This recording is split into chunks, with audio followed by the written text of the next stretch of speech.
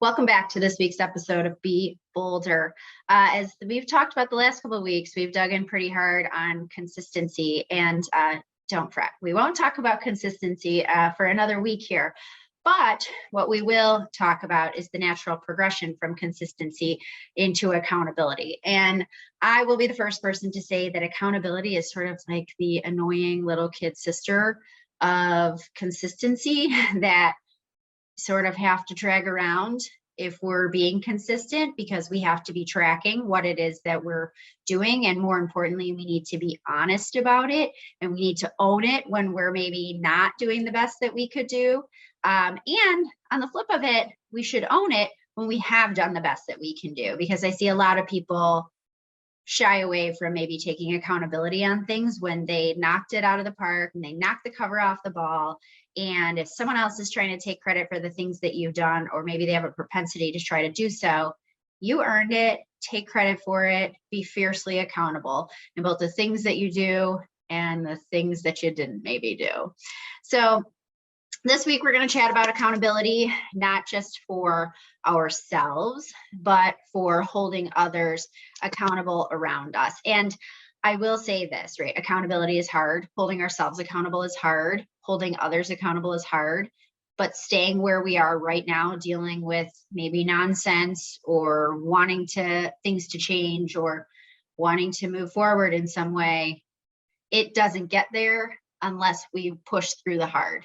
So ultimately, you're just choosing your hard. You can stay in the existing hard, or you can try a new hard. Either way, we are thinking about accountability that way. So let's get into it this week on Be Bolder.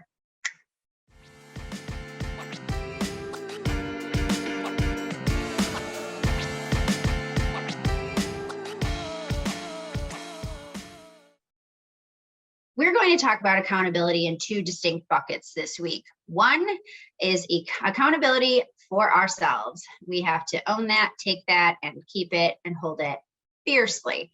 And two, we're going to talk about holding some other folks accountable for things that maybe they didn't do properly, appropriately, whatever, and what maybe that looks like and the opportunities that can provide us. Notice I said opportunities.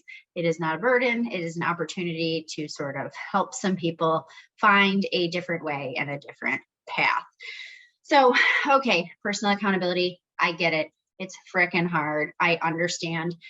It's hard enough to be consistent. It's hard enough to go to the gym 5 days a week, and you are doing your best. And I get that.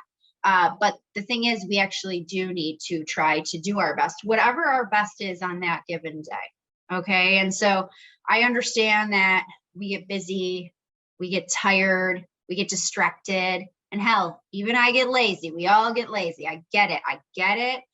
But if we want to achieve the things that we're saying we need to achieve, we need to hold ourselves fiercely accountable to the goals that we're trying to achieve. And so, yes, showing up every day to do the thing or things that you need to do to achieve your goals are important, but holding yourself accountable and pushing yourself to do the best that you can do on that given day, also incredibly important, okay? Because if you're just going through the motions, you're only going to achieve what you're going to achieve, right? So now we see why accountability might be the annoying little sister of consistency, because you're like, man, I thought I just had to show up. Now I have to show up and I have to give the best that I can give that day, whatever that is. Oh, got hard. So accountability is a little bit more subtle, I think, than we like to think about, right?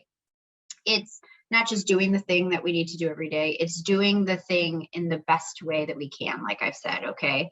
And it's doing it the right way every day, even when no one else is looking. Okay, so is this doing the extra reps at the gym? No one's looking, but it's the thing that might push you over the edge. It's maybe eating right. It's maybe going to therapy, and not just going to therapy and showing up, which I do recognize is very, very hard some days. And maybe some days the biggest part of the challenge, get it. But we also have to try to do the best that we can do that day. If we've shown up, if we've brought ourselves, you're 90% of the way there.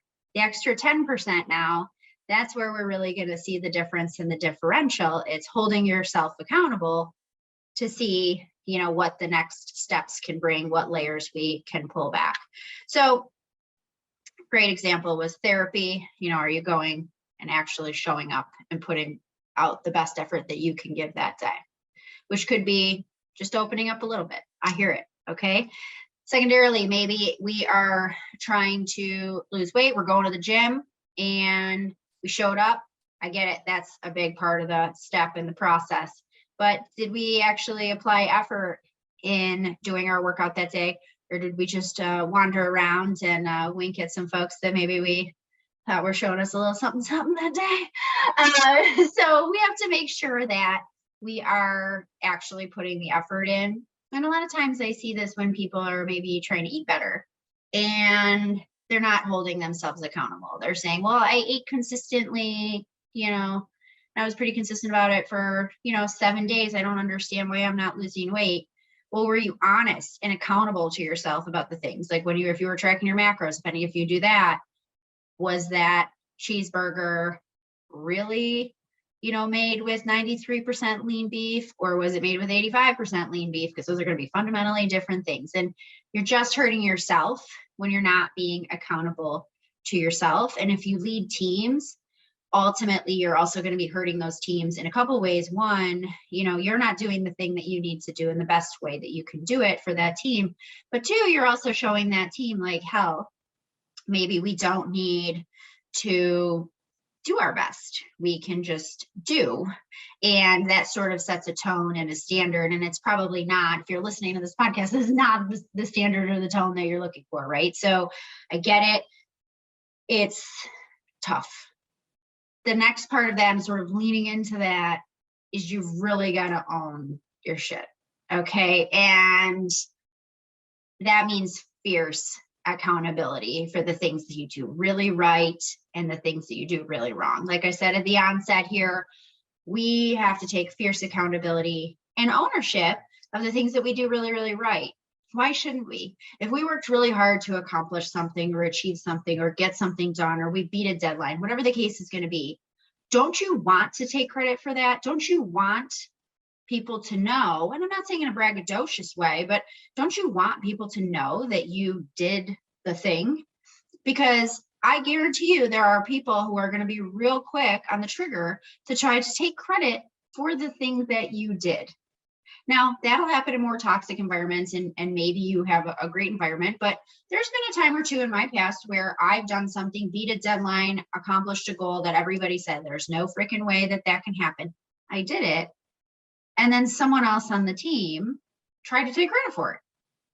And that is not okay. Okay. And so, even if you're the leader and it's one of your teammates who did the thing and you're all rolling things up to achieve one big, hairy, audacious goal, each person is achieving their own goal, right? To include you, if maybe you're one of the people reporting up. And so you should own that goal that you achieved, and you're part of the bigger picture. And sure, that manager, team member, CEO, whatever, can take credit for that thing, that the big, hairy, audacious goal, but should also be given credit where credit is due. And so I think people get lost in that sometimes, and it is okay to say, I did this, I accomplished this, hell yeah, go me. Okay, that's part of accountability. And so I wanted to start with that because I think it's the easier, more pleasant thing to think about, because here's where I'm going to get a little bit more real. Sometimes when we're thinking about accountability, we need to own the things that we didn't do well, and we need to own them honestly, openly, and fiercely, because I will tell you, people are so quick, and particularly in my industries, legal and finance, people are real quick to try to say, oh, that wasn't me, it wasn't my fault, it was so-and-so, and they do the blame game because they're so worried about not being enough or people not trusting them or whatever. But here's the pro tip. If you did do something wrong and you own it honestly, openly, fiercely, and you say, look, that was on me, I screwed up that pick a thing.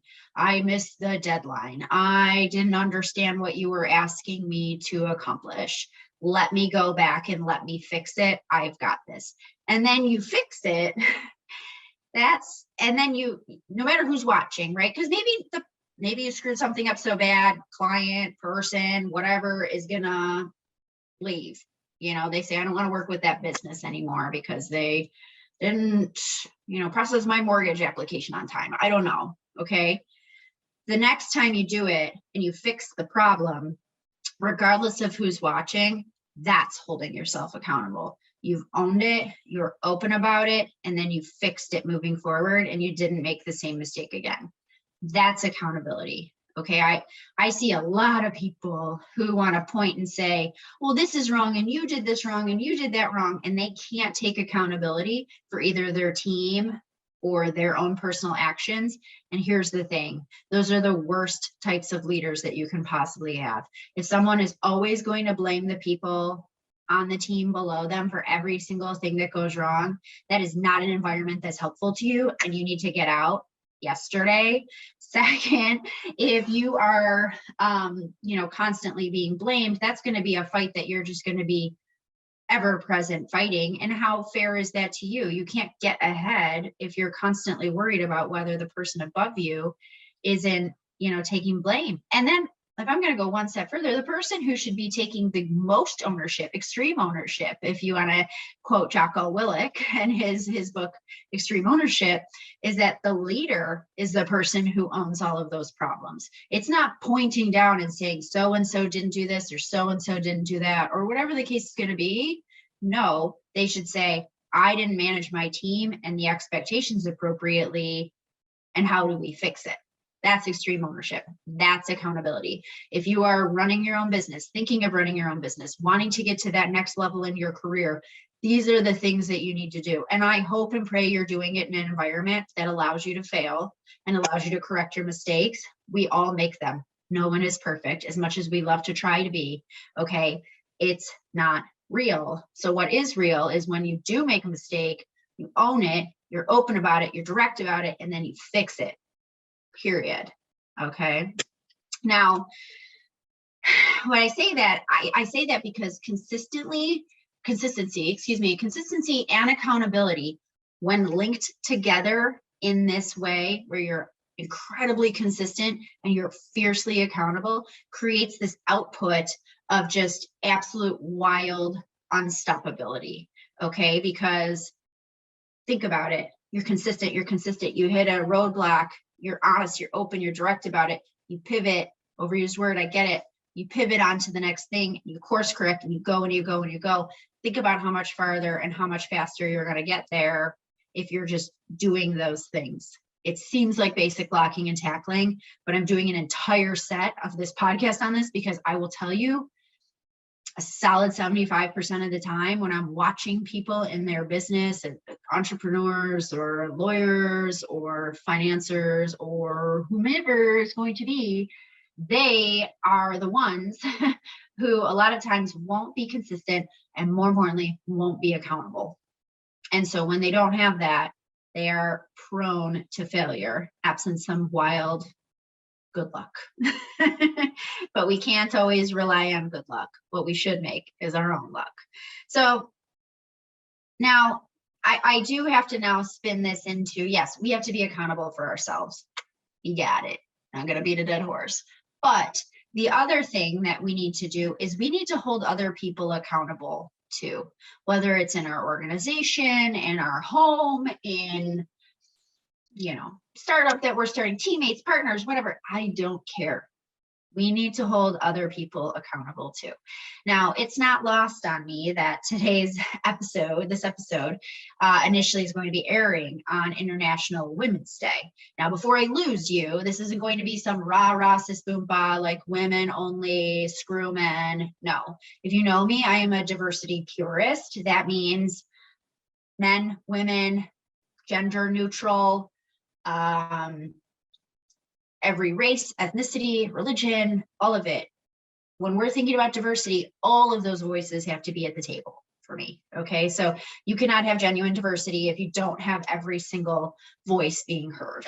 Okay, so the reason I say this is because I was recently part of a conversation. I was very lucky to be part of this conversation where we began chatting about, well, how do we, when we hear something, that gets said, or an action that gets taken that's offensive, it's off-putting, it's off color, whatever the case is going to be, how do we solve for that, in the moment, or help a person course correct? Because a lot of times, if we don't know that we're making a mistake, or someone doesn't know that they're saying or doing something, I hate to use the word ignorance because that has such a horrible connotation a lot of times, but it's true. Like, if people don't know, they don't know. And if you don't correct them, they're still going to keep making the same mistake, right? Because we teach people through our interactions with them how to interact with us and what kind of behavior is acceptable or not acceptable.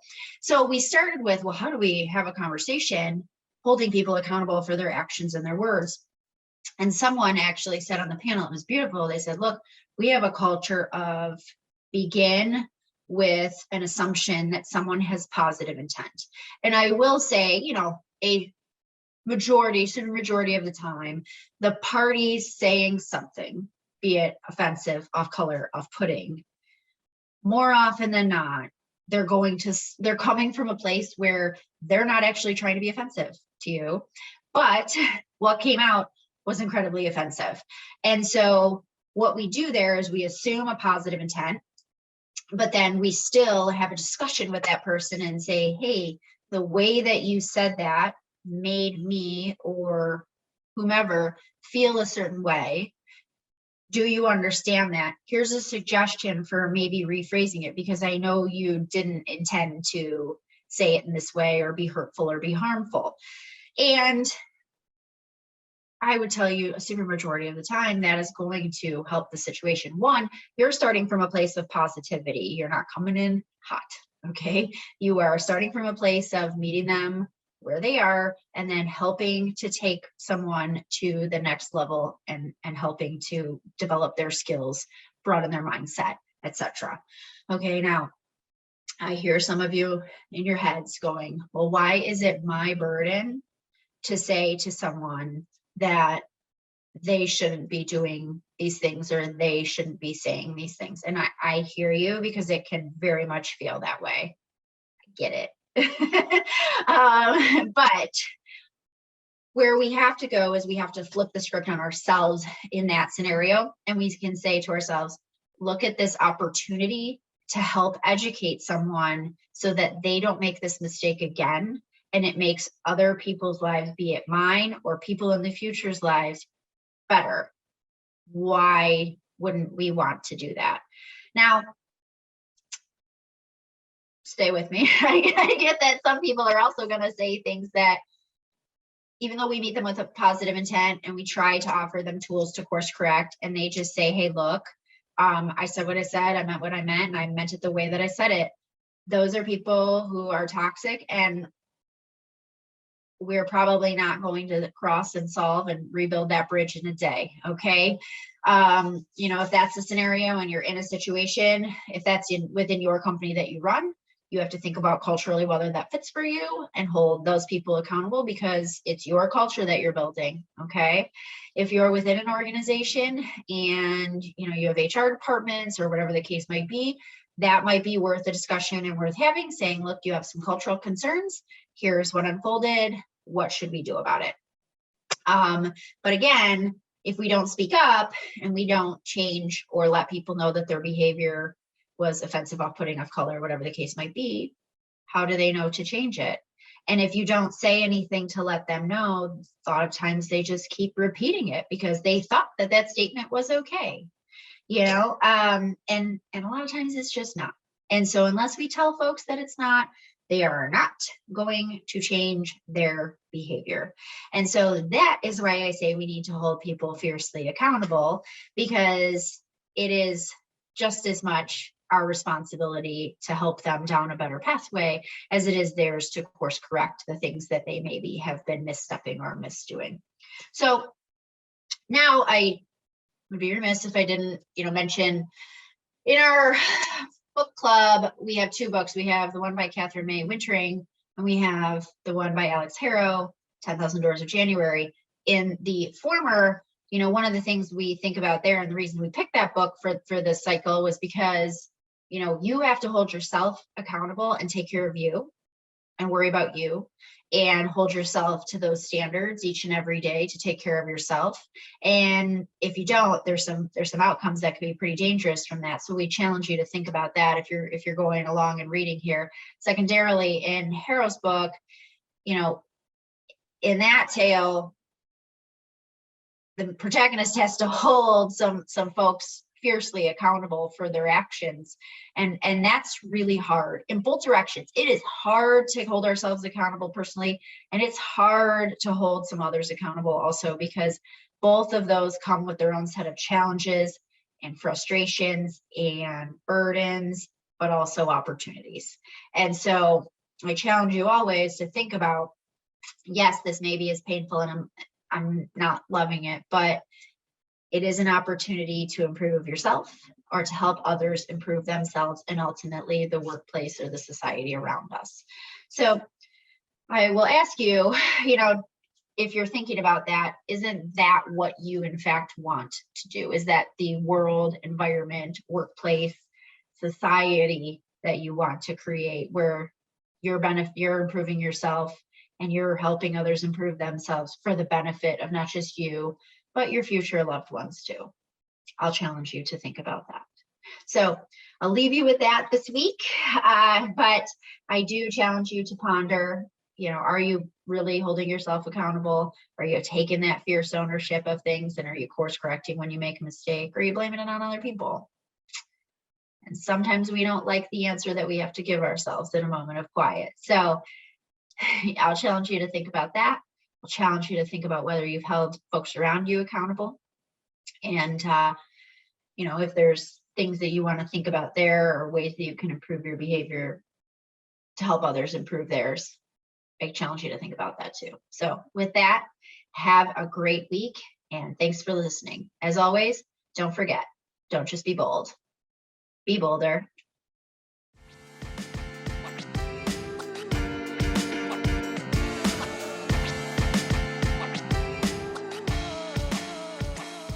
Thanks for tuning in this week and every week. If you haven't yet, subscribe and leave us a review. You can follow Be Bolder and myself on Insta at BeBolderCast, and me personally at legally_Linz. You can watch this episode on YouTube and subscribe to our new companion newsletter, Bolder Bibliosophs, in the show notes. We'll see you back here next Tuesday.